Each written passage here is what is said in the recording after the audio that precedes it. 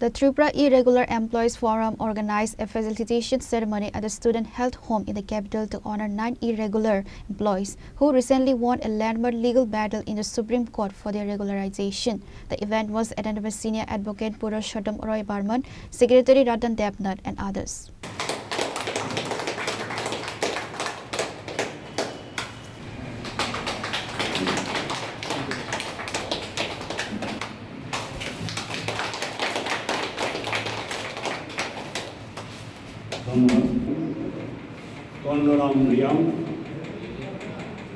Senior Advocate Purushottam Roy Barman, convener of the forum, highlighted that after a prolonged legal battle, the Supreme Court of India ruled in favor of 9 irregular employees.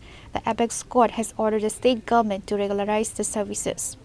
Tripura অনিয়মিত কর্মচারী মঞ্চের তরফ থেকে 9 জন অনিয়মিত কর্মী, এর মধ্যে একজন মারা গেছেন, যারা দীর্ঘদিনের আইনি লড়াই করে সুপ্রিম কোর্ট অবধি লড়াই করে যারা নিয়মিত করার অধিকারটা আদায় করেছেন, তাদের যে বিরাট জয় সাফল্য এটাকে উদযাপন করার জন্য এবং তাদের যে সাহস করে ধৈর্য সহকারে দাঁতে দাঁত চেপে লড়াই করে আইনি লড়াই করে সুপ্রিম কোর্ট অবধি তাদের জয় ছিনিয়ে আনা, একে আমরা স্মরণ করতে চাই।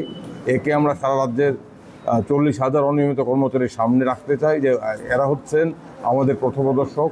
তারা যেভাবে লড়াই করে তাদের অধিকার আদায় করেছেন, নিয়মিতকরণ করার আইনি স্বীকৃতি আদায় করেছেন, তাদেরকে এখন সরকার নিয়মিতকরণ করতে বাধ্য হবে।